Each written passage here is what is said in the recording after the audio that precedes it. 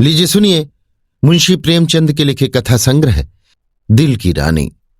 जिन वीर तुर्कों के प्रखर प्रताप से ईसाई दुनिया कांप रही थी, उन्हीं का रक्त आज कुस्तुनतुनिया की गलियों में बह रहा है। वही कुस्तुनतुनिया जो 100 साल पहले तुर्कों के आतंक से आहत हो रहा था, आज उनके गर्म रक्त से अपना कलेजा ठंडा कर रहा है और तुर्की सेनापति 1,00,000 सिपाहियों के साथ तैमूरी तेज के सामने अपनी किस्मत का फैसला सुनने के लिए खड़ा है। तैमूर ने विजय से भरी आंखें उठाई और सेनापति यजदानी की ओर देखकर सिंह के समान गर्जा, क्या चाहते हो, जिंदगी या मौत? यजदानी ने गर्व से सिर उठाकर कहा, इज्जत की जिंदगी मिले तो जिंदगी वरना मौत। तैमूर का क्रोध प्रचंड हो उठा। उसने बड़े बड़े अभिमानियों का सिर नीचा कर दिया था। ये जवाब इस अवसर पर सुनने की उसे ताव न थी। इन 1,00,000 आदमियों की जान उसकी मुट्ठी में है। इन्हें वो एक क्षण में मसल सकता है। उस पर इतना अभिमान। इज्जत की जिंदगी, इसका यही तो अर्थ है कि गरीबों का जीवन अमीरों के भोग विलास पर बलिदान किया जाए। वही शराब की मजलिसें, वही अर्मीनिया और काफ की परियां। नहीं, तैमूर ने खलीफा बायजीद का घमंड इसलिए नहीं तोड़ा है कि तुर्कों को फिर उसी मदांध स्वाधीनता में इस्लाम का नाम डुबाने को छोड़ दे। तब उसे इतना रक्त बहाने की क्या जरूरत थी? मानव रक्त का प्रवाह संगीत का प्रवाह नहीं, रस का प्रवाह नहीं, एक विभत्स दृश्य है जिसे देखकर आंखें मुंह फेर लेती हैं, हृदय सिर झुका लेता है। तैमूर हिंसक पशु नहीं है जो ये दृश्य देखने के लिए अपने जीवन की बाजी लगा दे। वो अपने शब्दों में धिक्कार भरकर बोला, जिसे तुम इज्जत की जिंदगी कहते हो, वो गुनाह और जहन्नुम की जिंदगी है। यजदानी को तैमूर से दया या क्षमा की आशा न थी। उसकी या उसके योद्धाओं की जान किसी तरह नहीं बच सकती। फिर ये क्यों दबे और क्यों न जान पर खेलकर तैमूर के प्रति उसके मन में जो घृणा है उसे प्रकट कर दे। उसने एक बार कातर नेत्रों से उस रूपवान युवक की ओर देखा जो उसके पीछे खड़ा जैसे अपनी जवानी की लगाम खींच रहा था। सान पर चढ़े हुए इस्पात के समान उसके अंग अंग से अतुल क्रोध की चिंगारियां निकल रही थीं। यजदानी ने उसकी सूरत देखी और जैसे अपनी खींची हुई तलवार म्यान में कर ली और खून के घूंट पीकर बोला, जहां पनाह इस वक्त फतहमंद है, लेकिन अपराध क्षमा हो तो कह दूं कि अपने जीवन के विषय में तुर्कों को तातारियों से उपदेश लेने की जरूरत नहीं। दुनिया से अलग तातार के ऊसर मैदानों में न त्याग और व्रत की उपासना की जा सकती है, न मयस्सर होने वाले पदार्थों का बहिष्कार किया जा सकता है। पर जहां खुदा ने नेमतों की वर्षा की हो, वहां उन नेमतों का भोग न करना नाशुक्री है। अगर तलवार की सभ्यता की सनद होती तो गाल कौम रोमनों से कहीं ज्यादा सभ्य होती। तैमूर जोर से हंसा और उसके सिपाहियों ने तलवारों पर हाथ रख लिए। तैमूर का ठहाका मौत का ठहाका था या गिरने वाले वज्र का तड़ाका। तातार वाले पशु हैं क्यों? मैं ये नहीं कहता। तुम कहते हो खुदा ने तुम्हें ऐश करने के लिए पैदा किया है। मैं कहता हूं ये कुफ्र है। खुदा ने इंसान को बंदगी के लिए पैदा किया है और इसके खिलाफ जो कोई कुछ करता है वो काफिर है, जहन्नुमी है। रसूल पाक हमारी जिंदगी को पाक करने के लिए, हमें सच्चा इंसान बनाने के लिए आए थे, हमें हराम की तालीम देने नहीं। तैमूर दुनिया को इस कुफ्र से पाक कर देने का बीड़ा उठा चुका है।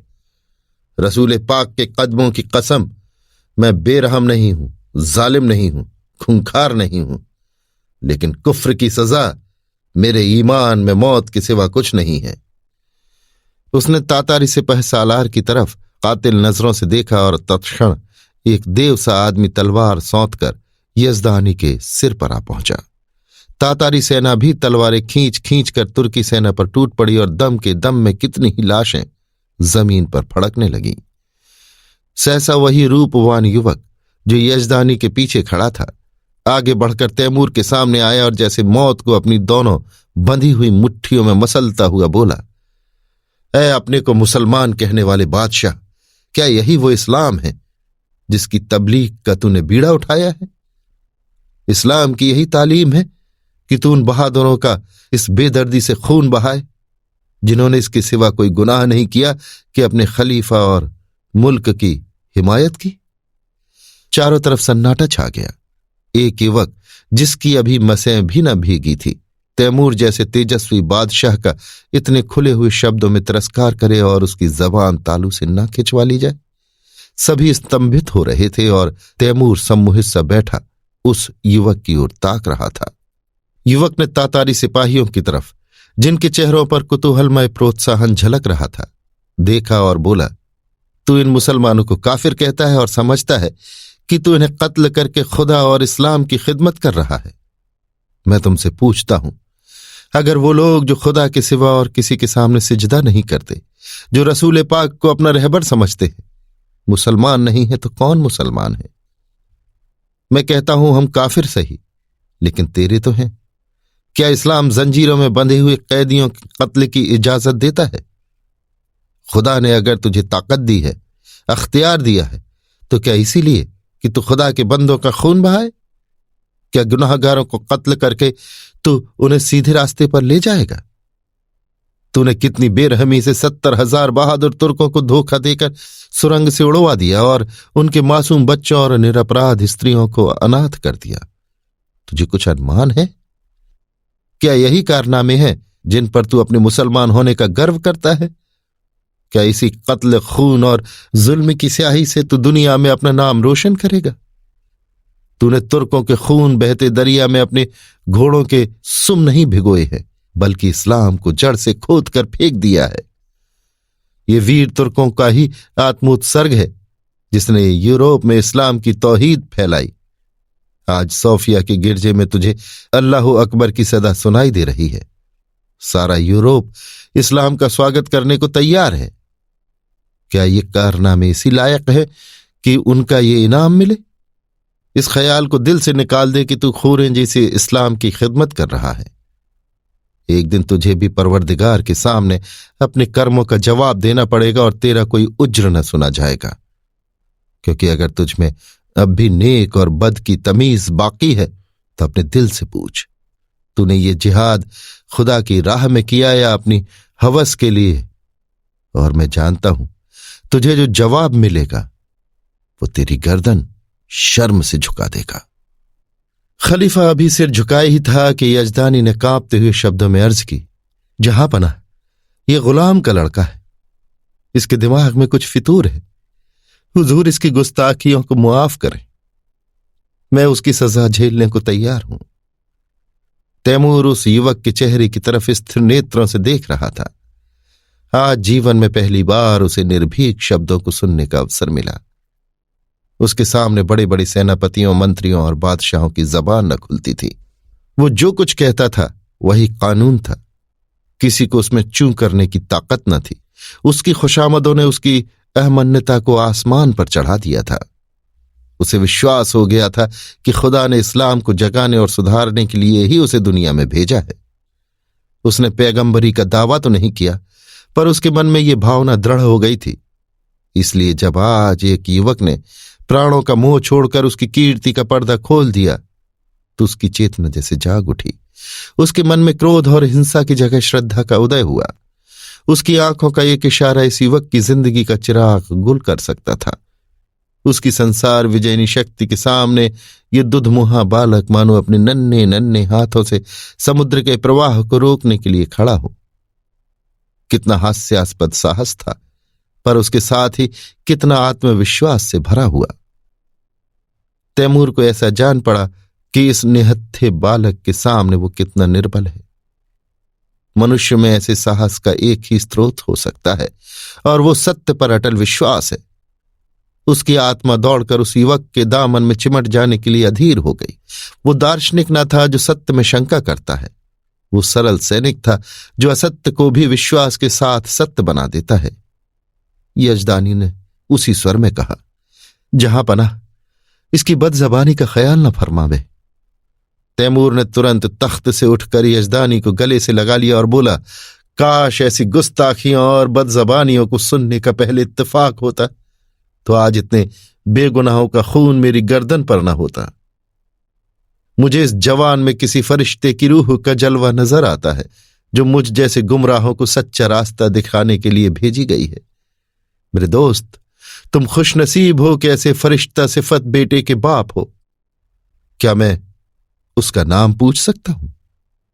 यजदानी पहले आतश परस्त था, पीछे मुसलमान हो गया था, पर अभी तक कभी कभी उसके मन में शंकाएं उठती रहती थी कि उसने क्यों इस्लाम कबूल किया।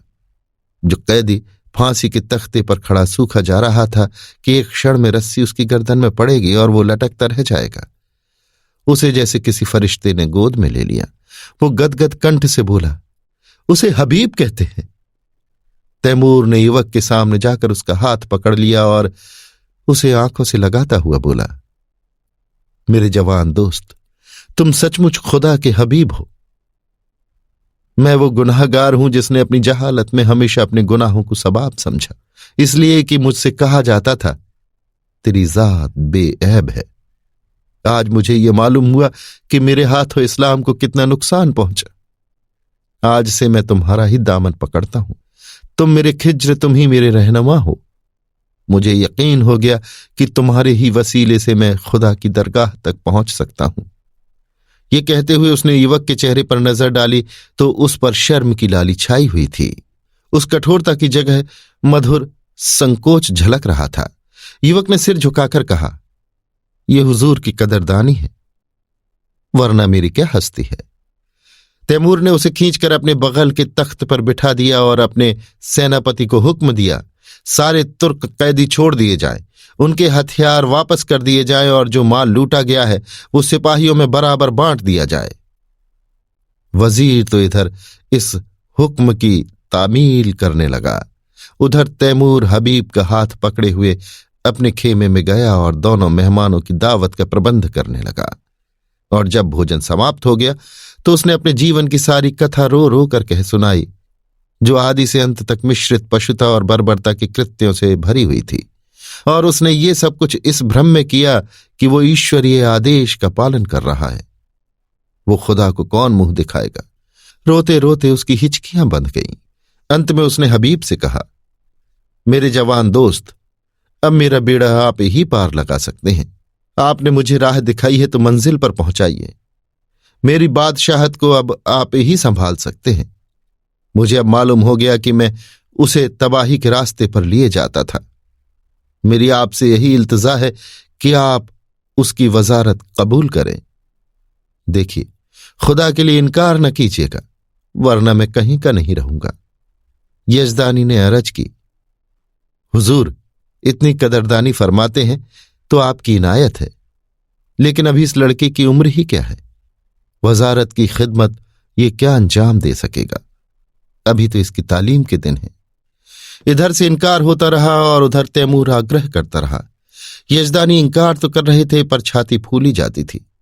मूसा आग लेने गए थे, पैगंबरी मिल गई। कहां मौत के मुंह में जा रहे थे, वजारत मिल गई। लेकिन ये शंका भी थी कि ऐसे अस्थिर चित्त आदमी का क्या ठिकाना। आज खुश हुए, वजारत देने को तैयार हैं, कल नाराज हो गए तो जान की खैरियत नहीं। उन्हें हबीब की लियाकत पर भरोसा था, फिर भी जी डरता था कि बिराने देश में न जाने कैसी पड़े कैसी न पड़े। दरबार वालों में षड्यंत्र होते ही रहते हैं। हबीब नेक है, समझदार है, अफसर पहचानता है, लेकिन वो तजर्बा कहां से लाएगा जो उम्र ही से आता है। हबीब यजदानी का लड़का नहीं, लड़की थी। उसका नाम उम्मुतुल हबीब था। जिस वक्त यजदानी और उसकी पत्नी मुसलमान हुए तो लड़की की उम्र कुल 12 साल की थी, पर प्रकृति ने उसे बुद्धि और प्रतिभा के साथ विचार स्वातंत्र भी प्रदान किया था।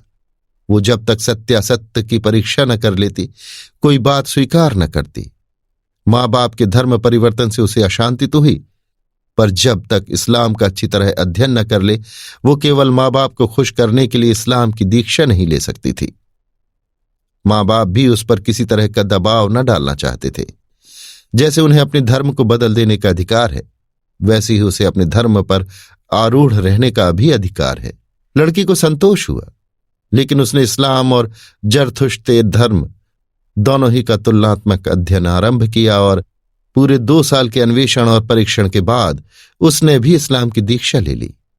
माता पिता फूले न समाये। लड़की उनके दबाव से मुसलमान नहीं हुई है, बल्कि स्वेच्छा से। स्वाध्याय से और ईमान से। 2 साल तक उन्हें जो शंका घेरे रहती थी वो मिट गई।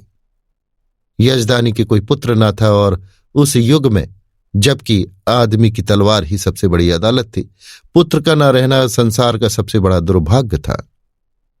यजदानी बेटे का अरमान बेटी से पूरा करने लगा। लड़कों ही की भांति उसकी शिक्षा दीक्षा होने लगी। वो बालकों के से कपड़े पहनती, घोड़े पर सवार होती, शस्त्र विद्या सीखती और अपने बाप के साथ अक्सर खलीफा बायजीद के महलों में जाती और राजकुमारी के साथ शिकार खेलने जाती। इसके साथ ही वो दर्शन, काव्य, विज्ञान और अध्यात्म का भी अभ्यास करती थी। यहां तक कि 16वें वर्ष में वो फौजी विद्यालय में दाखिल हो गई और 2 साल के अंदर वहां की सबसे ऊंची परीक्षा पास करके फौज में नौकर हो गई।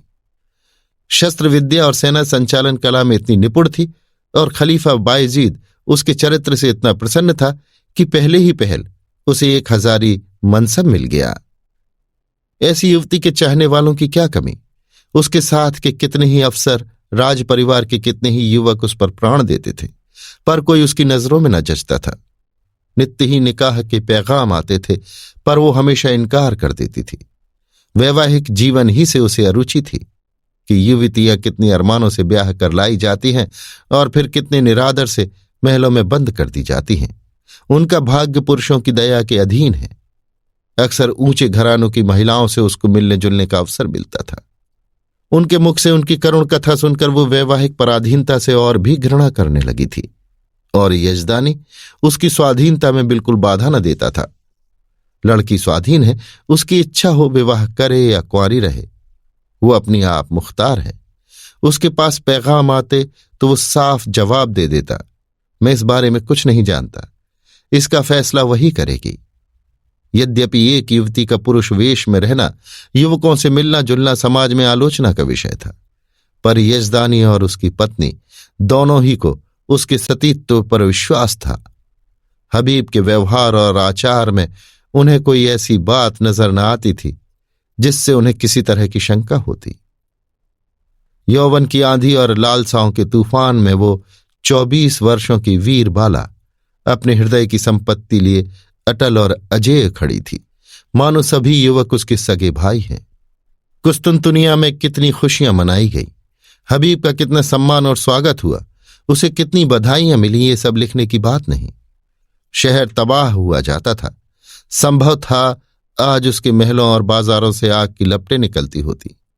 राज्य और नगर को उस कल्पनातीत विपत्ति से बचाने वाला आदमी कितने आदर, प्रेम, श्रद्धा और उल्लास का पात्र होगा, इसकी तो कल्पना भी नहीं की जा सकती।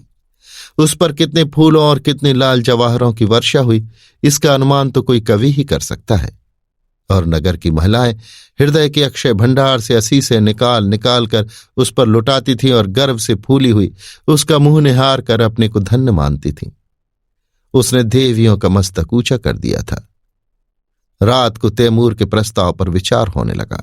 सामने गद्देदार कुर्सी पर यजदानी था, सौम्य, विशाल और तेजस्वी। उसकी दाहिनी तरफ उसकी पत्नी थी, ईरानी लिबास में, आंखों में दया और विश्वास की ज्योति भरे हुए। बाईं तरफ उम्मुतुल हबीब थी, जो इस समय रमणी वेश में मोहनी बनी हुई थी, ब्रह्मचर्य के तेज से दीप्त।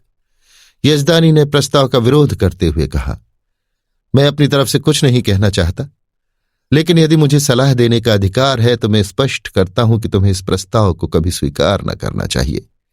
तैमूर से यह बात बहुत दिन तक छिपी नहीं रह सकती कि तुम क्या हो। उस वक्त क्या परिस्थिति होगी मैं नहीं कह सकता, और यहां इस विषय में जो कुछ टीकाएं होंगी वो तुम मुझसे ज्यादा जानती हो। यहां मैं मौजूद था और कुत्सा को मुंह न खोलने देता था, पर वहां तुम अकेली रहोगी और कुत्सा को मनमाने आरोप करने का अवसर मिलता रहेगा। उसकी पत्नी स्वेच्छा को इतना महत्व न देना चाहती थी, बोली, मैंने सुना है तैमूर निगाहों का अच्छा आदमी नहीं है। मैं किसी तरह तुझे न जाने दूंगी। कोई बात हो जाए तो सारी दुनिया हंसे, यूं ही हंसने वाले क्या कम है। इसी तरह स्त्री पुरुष बड़ी देर तक ऊंच नीच सुझाते और तरह तरह की शंकाएं करते रहे, लेकिन हबीब मौन साधे बैठी हुई थी। यजदानी ने समझा हबीब भी उससे सहमत है।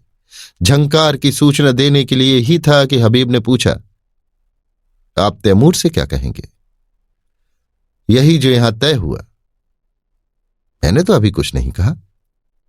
मैंने तो समझा तुम भी इससे सहमत हो? जी नहीं। आप उनसे जाकर कह दें, मैं स्वीकार करती हूं। माता ने अपनी छाती पर हाथ रखकर कहा, यह क्या गजब करती है बेटी, सोच तो दुनिया क्या कहेगी। यजदानी भी सिर थाम कर बैठ गए, मानो हृदय में गोली लग गई हो। मुंह से एक शब्द भी ना निकला। हबीब त्योरियों पर बल डालकर बोली, अम्मी जान, मैं आपके हुक्म से जौ भर भी मुंह नहीं फेरना चाहती। आपको पूरा अख्तियार है मुझे जाने दें या न जाने दें, लेकिन मुल्क की खिदमत का ऐसा मौका शायद मुझे जिंदगी में फिर न मिले। इस मौके को हाथ से खो देने का अफसोस मुझे उम्र भर रहेगा। मुझे यकीन है कि अमीर तैमूर को मैं अपनी दियानत, बेगर्जी और सच्ची वफादारी से इंसान बना सकती हूं, और शायद उसके हाथों खुदा के बंदों का खून इतनी कसरत से न बहे। वो दिलेर है मगर बेरहम नहीं। कोई दिलेर आदमी बेरहम नहीं हो सकता। उसने अब तक जो कुछ किया है मजहब के अंधे जोश में किया है। आज खुदा ने मुझे वो मौका दिया है कि मैं उसे दिखा दूं कि मजहब खिदमत का नाम है, लूट और कत्ल का नहीं। अपने बारे में मुझे मुतलक अंदेशा नहीं है। मैं अपनी हिफाजत आप कर सकती हूं। मुझे दावा है कि अपने फर्ज को नेक नियति से अदा करके मैं दुश्मनों की जुबान भी बंद कर सकती हूं। और मान लीजिए मुझे नाकामी भी हो, तो क्या सच्चाई और हक के लिए कुर्बान हो जाना जिंदगी की सबसे शानदार फतह नहीं है? अब तक मैंने जिस उसूल पर जिंदगी बसर की उसने मुझे धोखा नहीं दिया, और उसी के फैज से आज मुझे ये दर्जा हासिल हुआ है जो बड़े बड़ों के लिए जिंदगी का ख्वाब है। मेरे आजमाए हुए दोस्त मुझे कभी धोखा नहीं दे सकते। तैमूर पर मेरी हकीकत खुल भी जाए तो क्या खौफ, मेरी तलवार मेरी हिफाजत कर सकती है। शादी पर मेरे ख्याल आपको मालूम है। अगर मुझे कोई ऐसा आदमी मिलेगा जिसे मेरी रूह कबूल करती हो, जिसकी जात अपनी हस्ती को खोकर मैं अपनी रूह को ऊंचा उठा सकूं, तो मैं उसके कदमों पर गिरकर अपने को उसकी नजर कर दूंगी। यजदानी ने खुश होकर बेटी को गले लगा लिया। उसकी स्त्री इतनी जल्द आश्वस्त न हो सकी। वो किसी तरह बेटी को अकेली न छोड़ेगी, उसके साथ वो भी जाएगी। कई महीने गुजर गए। युवक हबीब तैमूर का वजीर है, लेकिन वास्तव में वही बादशाह है। तैमूर उसी की आंखों से देखता है, उसी के कानों से सुनता है और उसी की अक्ल से सोचता है। वो चाहता है हबीब आठों पहर उसके पास रहे। उसके सामीप्य में उसे स्वर्ग का सा सुख मिलता है। समरकंद में एक प्राणी भी ऐसा नहीं जो उससे जलता हो। उसके बर्ताव ने सभी को मुग्ध कर लिया है, क्योंकि वो इंसाफ से जौ भर भी कदम नहीं हटाता। जो लोग उसके हाथों चलती हुई न्याय की चक्की में पिस जाते हैं, वे भी उससे सद्भाव ही रखते हैं, क्योंकि वो न्याय को जरूरत से ज्यादा कटु नहीं होने देता। संध्या हो गई थी। राज्य कर्मचारी जा चुके थे। क्षमादान में मोम की बत्तियां जल रही थीं। अगर की सुगंध से सारा दीवान खाना महक रहा था। हबीब उठने ही को था कि चौबदार ने आकर खबर दी, हुजूर जहां पनाह तशरीफ ला रहे हैं। हबीब इस खबर से कुछ प्रसन्न नहीं हुआ। अन्य मंत्रियों की भांति वो तैमूर की सोहबत का भूखा नहीं है। वो हमेशा तैमूर से दूर रहने की चेष्टा करता है। ऐसा शायद ही कभी हुआ हो कि उसने शाही दस्तरखान पर भोजन किया हो। तैमूर की मजलिसों में भी वो कभी शरीक नहीं होता। उसे जब शांति मिलती है तब एकांत में अपनी माता के पास बैठकर दिन भर का माजरा उससे कहता है और वो उस पर अपनी पसंद की मुहर लगा देती है। उसने द्वार पर जाकर तैमूर का स्वागत किया। तैमूर ने मसनद पर बैठते हुए कहा, मुझे ताज्जुब होता है कि तुम इस जवानी में जाहिदों की सी जिंदगी कैसे बसर करते हो हबीब। खुदा ने तुम्हें वो हुस्न दिया है कि हसीन से हसीन नाजनीन भी तुम्हारी माशूक बनकर अपने को खुश नसीब समझेगी।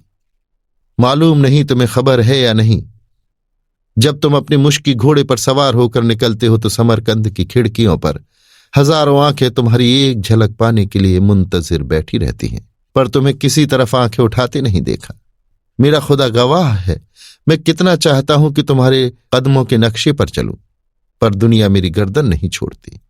मैं चाहता हूं जैसे तुम दुनिया में रहकर भी दुनिया से अलग रहते हो, वैसे मैं भी रहूं, लेकिन मेरे पास न वो दिल है न वो दिमाग। मैं हमेशा अपने आप पर, सारी दुनिया पर दांत पीसता रहता हूं। जैसे मुझे हरदम खून की प्यास लगी रहती है, जिसे तुम बुझने नहीं देते, और ये जानते हुए भी कि तुम जो कुछ करते हो उससे बेहतर कोई दूसरा नहीं कर सकता। मैं अपने गुस्से को काबू में नहीं रख सकता। तुम जिधर से निकलते हो मोहब्बत और रोशनी फैला देते हो।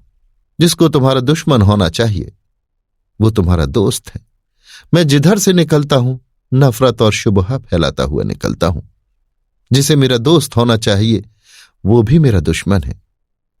दुनिया में बस एक ही जगह है जहां मुझे आफियत मिलती है। अगर तुम समझते हो ये ताज और तख्त मेरे रास्ते के रोड़े हैं तो खुदा की कसम मैं आज इन पर लात मार दूं। मैं आज तुम्हारे पास यही दरख्वास्त लेकर आया हूं कि तुम मुझे वो रास्ता दिखाओ जिससे मैं सच्ची खुशी पा सकूं। मैं चाहता हूं तुम इसी महल में रहो ताकि मैं तुमसे सच्ची जिंदगी का सबक सीखूं। हबीब का हृदय धक से हो उठा। कहीं अमीर पर नारित्व का रहस्य खुल तो नहीं गया। उसकी समझ में न आया कि उसे क्या जवाब दे। उसका कोमल हृदय तैमूर की इस करुण आत्मग्लानि पर द्रवित हो गया। जिसके नाम से दुनिया कांपती है वो उसके सामने एक दयनीय प्राणी बना हुआ उससे प्रकाश की भिक्षा मांग रहा है। तैमूर की उस कठोर विकृत शुष्क हिंसात्मक मुद्रा में उसे एक स्निग्ध मधुर ज्योति दिखाई दी, मानो उसका जागृत विवेक भीतर से झांक रहा हो। उसे अपना स्थिर जीवन जिसमें ऊपर उठने की स्मृति ही न रही थी इस विफल उद्योग के सामने तुच्छ जान पड़ा। उसने मुग्ध कंठ से कहा, हुजूर, इस गुलामी की इतनी कद्र करते हैं ये मेरी खुशनसीबी है, लेकिन मेरा शाही महल में रहना मुनासिब नहीं। तैमूर ने पूछा, क्यों? इसलिए कि जहां दौलत ज्यादा होती है वहां डाके पड़ते हैं और जहां कद्र ज्यादा होती है वहां दुश्मन भी ज्यादा होते हैं। तुम्हारा भी कोई दुश्मन हो सकता है। मैं खुद अपना दुश्मन हो जाऊंगा। आदमी का सबसे बड़ा दुश्मन गरूर है। तैमूर को जैसे कोई रत्न मिल गया। उसे अपनी मनः संतुष्टि का आभास हुआ। आदमी का सबसे बड़ा दुश्मन गरूर है। इस वाक्य को मन ही मन दोहराकर उसने कहा, तुम मेरे काबू में कभी ना आओगे हबीब। तुम वो परिंदा हो जो आसमान में ही उड़ सकता है। उसे सोने के पिंजड़े में भी रखना चाहो तो फड़फड़ाता रहेगा। खैर, खुदा हाफिज। वो तुरंत अपने महल की ओर चला, मानो उस रत्न को सुरक्षित स्थान में रख देना चाहता हो। ये वाक्य पहली बार उसने न सुना था, पर आज इससे जो ज्ञान, जो आदेश, जो सत्प्रेरणा उसे मिली वो कभी न मिली थी। इस्तखर के इलाके से बगावत की खबर आई है। हबीब को शंका है कि तैमूर वहां पहुंचकर कहीं कत्लेआम न कर दे। वो शांतिमय उपायों से इस विद्रोह को ठंडा करके तैमूर को दिखाना चाहता है कि सद्भावना में कितनी शक्ति है। तैमूर उसे इस मुहिम पर नहीं भेजना चाहता, लेकिन हबीब के आग्रह के सामने बेबस है। हबीब को जब कोई युक्ति न सूझी तो उसने कहा, गुलाम के रहते हुए हुजूर अपनी जान खतरे में डालें, ये नहीं हो सकता। तैमूर मुस्कुराया, मेरी जान की तुम्हारी जान के मुकाबले में कोई हकीकत नहीं है हबीब। फिर मैंने तो कभी जान की परवाह नहीं की। मैंने दुनिया में कत्ल और लूट के सिवा और क्या यादगार छोड़ी। मेरे मर जाने पर दुनिया मेरे नाम को रोएगी नहीं, यकीन मानो। मेरे जैसे लुटेरे हमेशा पैदा होते रहेंगे, लेकिन खुदा न करे तुम्हारे दुश्मनों को कुछ हो गया तो ये सल्तनत खाक में मिल जाएगी और तब मुझे भी सीने में खंजर चुभा लेने के सिवा और कोई रास्ता न रहेगा। मैं नहीं कह सकता हबीब तुमसे मैंने कितना पाया। काश 10-5 साल पहले तुम मुझे मिल जाते तो तैमूर तारीख में इतनी रुसियाह न होता। आज अगर जरूरत पड़े तो मैं अपने जैसे 100 तैमूरों को तुम्हारे ऊपर निसार कर दूं। यही समझ लो कि मेरी रूह को अपने साथ लिए जा रहे हो। आज मैं तुमसे कहता हूं हबीब कि मुझे तुमसे इश्क है, इसे मैं अब जान पाया हूं, मगर इसमें क्या बुराई है कि मैं भी तुम्हारे साथ चलूं। हबीब ने धड़कते हुए हृदय से कहा, अगर मैं आपकी जरूरत समझूंगा तो इत्तला दूंगा। तैमूर ने दाढ़ी पर हाथ रखकर कहा, जैसी तुम्हारी मर्जी, लेकिन रोजाना कासिद भेजते रहना, वरना शायद मैं बेचैन होकर चला आऊं। तैमूर ने कितनी मोहब्बत से हबीब के सफर की तैयारियां की, तरह तरह के आराम और तकल्लुफ की चीजें उसके लिए जमा की। उस कोहिस्तान में ये चीजें कहाँ मिलेंगी। वो ऐसा संलग्न था मानो माता अपनी लड़की को ससुराल भेज रही हो। जिस वक्त हबीब फौज के साथ चला तो सारा समरकंद उसके साथ था और तैमूर आंखों पर रूमाल रखे अपने तख्त पर ऐसा सिर झुकाए बैठा था मानो कोई पक्षी आहत हो गया हो। इस्तखर अर्मनी ईसाइयों का इलाका था। मुसलमानों ने उन्हें परास्त करके वहां अपना अधिकार जमा लिया था और ऐसे नियम बना दिए थे जिससे ईसाइयों को पग पग अपनी पराधीनता का स्मरण होता रहता था। पहला नियम जजिये का था जो हर एक ईसाई को देना पड़ता था, जिससे मुसलमान मुक्त थे। दूसरा नियम यह था कि गिरजों में घंटा न बजे। तीसरा नियम मदरा का था जिसे मुसलमान हराम समझते थे। ईसाइयों ने इन नियमों का क्रियात्मक विरोध किया और जब मुसलमान अधिकारियों ने शस्त्र बल से काम लेना चाहा तो ईसाइयों ने बगावत कर दी। मुसलमान सूबेदार को कैद कर लिया और किले पर सलीबी झंडा उड़ने लगा। हबीब को यहां आज दूसरा दिन है, पर इस समस्या को कैसे हल करे। उसका उदार हृदय कहता था ईसाइयों पर इन बंधनों का कोई अर्थ नहीं, हर एक धर्म का समान रूप से आदर होना चाहिए।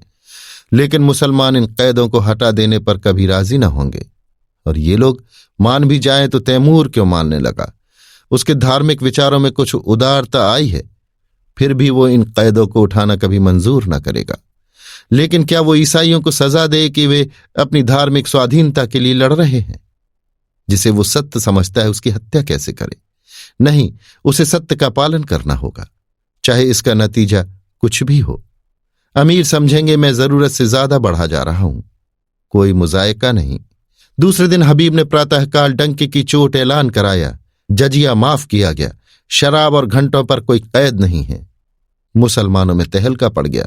ये कुफ्र है, हराम परस्ती है। अमीर तैमूर ने जिस इस्लाम को अपने खून से सींचा उसकी जड़ उन्हीं के वजीर हबीब पाशा के हाथों खुद रही है। पांसा पलट गया।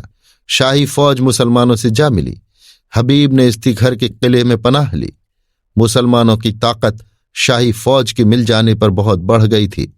उन्होंने किला घेर लिया और ये समझकर कि हबीब ने तैमूर से बगावत की है, तैमूर के पास इसकी सूचना देने और परिस्थिति समझाने के लिए कासिद भेजा। आधी रात गुजर चुकी थी। तैमूर को 2 दिनों से इस्तखर की कोई खबर न मिली थी। तरह तरह की शंकाएं हो रही थीं। मन में पछतावा हो रहा था कि उसने क्यों हबीब को अकेला जाने दिया। माना कि वो बड़ा नीत कुशल है, पर बगावत कहीं जोर पकड़ गई तो मुट्ठी भर आदमियों से वो क्या कर सकेगा, और बगावत यकीनन जोर पकड़ेगी। वहां के ईसाई बला के सरकश हैं। जब उन्हें मालूम होगा कि तैमूर की तलवार में जंग लग गया और उसे अब महलों की जिंदगी पसंद है तो उनकी हिम्मत दूनी हो जाएगी। हबीब कहीं दुश्मनों से घिर गया तो बड़ा गजब हो जाएगा। उसने अपने जानू पर हाथ मारा और पहलू बदलकर अपने ऊपर झुंझलाया। वो इतना पस्त हिम्मत क्यों हो गया?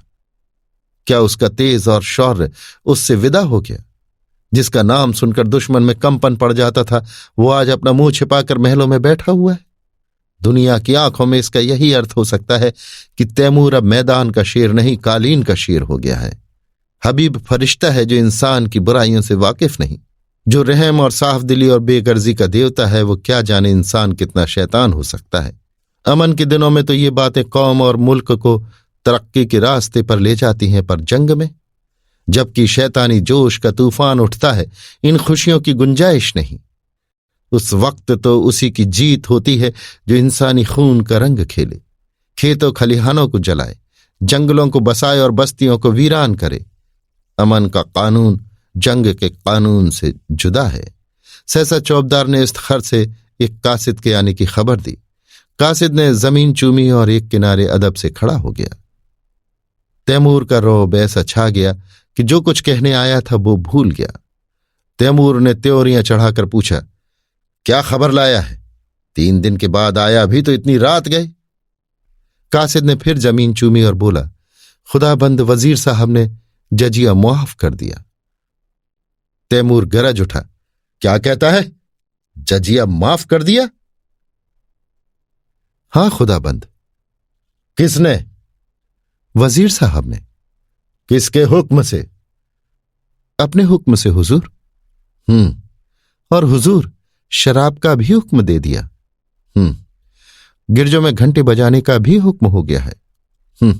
और खुदाबंद ईसाइयों से मिलकर मुसलमानों पर हमला कर दिया। तो मैं क्या करूं? हुजूर हमारे मालिक हैं, अगर हमारी कुछ मदद न हुई तो वहां एक मुसलमान भी जिंदा न बचेगा। हबीब पाशा इस वक्त कहाँ है? इस्तखर के किले में हुजूर।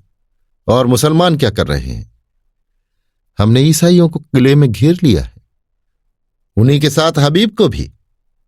हाँ हुजूर, वो हुजूर से बागी हो गए। और इसलिए मेरे वफादार इस्लाम के खादिमों ने उन्हें कैद कर रखा है। मुमकिन है मेरे पहुंचते पहुंचते उन्हें कत्ल भी कर दे। बदजात, दूर हो जा मेरे सामने से। मुसलमान समझते हैं हबीब मेरा नौकर है और मैं उसका आका हूं। यह गलत है, झूठ है। इस सल्तनत का मालिक हबीब है, तैमूर उसका अदना गुलाम है। उसके फैसले में तैमूर दस्तंदाजी नहीं कर सकता। बेशक जजिया मुआफ होना चाहिए। मुझे मजाज नहीं कि दूसरे मजहब वालों से उनके ईमान का तावान लूं। कोई मजाज नहीं है। अगर मस्जिद में अजान होती है तो कलीसा में घंटा क्यों ना बजे? घंटे की आवाज में कुफ्र नहीं है। काफिर वो है जो दूसरों का हक छीन ले, जो गरीबों को सताए, दगाबाज हो, खुदगरज हो। काफिर वो नहीं जो मिट्टी या पत्थर के एक टुकड़े में खुदा का नूर देखता हो, जो नदियों और पहाड़ों में, दरख्तों और झाड़ियों में खुदा का जलवा पाता हो। वो हमसे और तुमसे ज्यादा खुदा परस्त है जो मस्जिद में खुदा को बंद समझते हैं। तू समझता है मैं कुफ्र बक रहा हूं? किसी को काफिर समझना ही कुफ्र है। हम सब खुदा के बंदे हैं, सब। बस जा और उन बागी मुसलमानों से कह दे अगर फौरन मुहासरा न उठा लिया गया तो तैमूर कयामत की तरह आ पहुंचेगा। कासिद हद बुद्धि सा खड़ा ही था कि बाहर खतरे का बिगुल बज उठा और फौजें किसी समर यात्रा की तैयारी करने लगी। तीसरे दिन तैमूर इस्तखर पहुंचा तो किले का मुहासरा उठ चुका था। किले की तोपों ने उसका स्वागत किया। हबीब ने समझा तैमूर ईसाइयों को सजा देने आ रहा है। ईसाइयों के हाथ पांव फूले हुए थे, मगर हबीब मुकाबले के लिए तैयार था। ईसाइयों के स्वप्न की रक्षा में यदि जान भी जाए तो कोई गम नहीं। इस मामले पर किसी तरह का समझौता नहीं हो सकता। तैमूर अगर तलवार से काम लेना चाहता है तो उसका जवाब तलवार से दिया जाएगा। मगर यह क्या बात है? शाही फौज सफेद झंडा दिखा रही है। तैमूर लड़ने नहीं सुलह करने आया है। उसका स्वागत दूसरी तरह का होगा। ईसाई सरदारों को साथ लिए हबीब किले के बाहर निकला। तैमूर अकेला घोड़े पर सवार चला आ रहा था। हबीब घोड़े से उतरकर आदाब बजा लाया। तैमूर घोड़े से उतर पड़ा और हबीब का माथा चूम लिया और बोला, मैं सब सुन चुका हूं हबीब। तुमने बहुत अच्छा किया और वही किया जो तुम्हारे सिवा दूसरा नहीं कर सकता था। मुझे जजिया लेने का या ईसाइयों से मजहबी हक छीनने का कोई मजाज न था। मैं आज दरबार करके इन बातों को तस्दीक कर दूंगा और तब मैं एक ऐसी तजवीज बनाऊंगा जो कई दिन से मेरे जेहन में आ रही है और मुझे उम्मीद है मंजूर करना पड़ेगा। हबीब के चेहरे का रंग उड़ रहा था। कहीं हकीकत खुल तो नहीं गई? वो क्या तजवीज है? उसके मन में खलबली पड़ गई। तैमूर ने मुस्कुराकर पूछा, तुम मुझसे लड़ने को तैयार थे? हबीब ने शर्माते हुए कहा, हक के सामने अमीर तैमूर की भी कोई हकीकत नहीं। बेशक बेशक, तुम में फरिश्तों का दिल है तो शेरों की हिम्मत भी है। लेकिन अफसोस यही है कि तुमने गुमान ही क्यों किया कि तैमूर तुम्हारे फैसले को मनसूख कर सकता है। ये तुम्हारी जात है जिसने मुझे बतलाया है कि सल्तनत किसी आदमी की जायदाद नहीं बल्कि एक ऐसा दरख्त है जिसकी हर एक शाख और पत्ती एक सी खुराक पाती है। दोनों किले में दाखिल हुए। सूरज डूब चुका था। आन की आन में दरबार लग गया और उसमें तैमूर ने ईसाइयों के धार्मिक अधिकारों को स्वीकार किया। चारों तरफ से आवाज आई, खुदा हमारे शहंशाह की उम्र दराज करे। तैमूर ने उसी सिलसिले में कहा, दोस्तों, मैं इस दुआ का हकदार नहीं हूं। जो चीज मैंने आपसे जबरन ली थी उसे आपको वापस देकर मैं दुआ का काम नहीं कर रहा हूं। इससे कहीं ज्यादा मुनासिब यह है कि आप मुझे लानत दें कि मैंने इतने दिनों तक आपके हकों से आपको मरहूम रखा। चारों तरफ से आवाज आई, मरहबा मरहबा।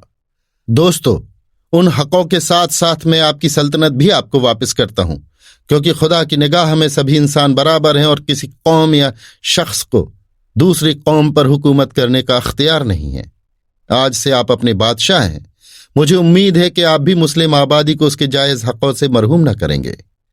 मगर कभी ऐसा मौका आए कि कोई जाबिर कौम आपकी आज़ादी छीनने की कोशिश करे तो तैमूर आपकी मदद को हमेशा तैयार रहेगा। किले में जश्न खत्म हो चुका है, उमरा और हुक्काम रुखसत हो चुके हैं। दीवाने खास में सिर्फ तैमूर और हबीब रह गए हैं। हबीब के मुख पर आज स्मित हास्य की वो छटा है जो सदैव गंभीरता के नीचे दबी रहती थी। आज उसके कपोलों पर जो लाली, आंखों में जो नशा, अंगों में जो चंचलता है, वो और कभी नजर न आई थी। वो कई बार तैमूर से शोखियां कर चुका है, कई बार हंसी कर चुका है। उसकी युवती चेतना पद और अधिकार को भूल कर चहकती फिरती है।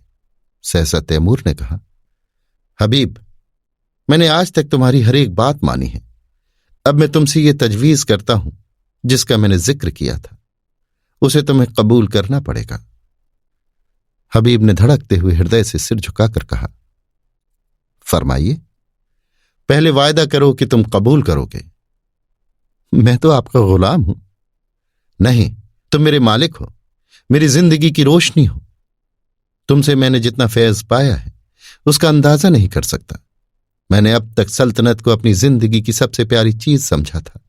इसके लिए मैंने वो सब कुछ किया जो मुझे ना करना चाहिए था। अपनों के खून से भी इन हाथों को दागदार किया, गैरों के खून से भी। मेरा काम अब खत्म हो चुका। मैंने बुनियाद जमा दी, इस पर महल बनाना तुम्हारा काम है।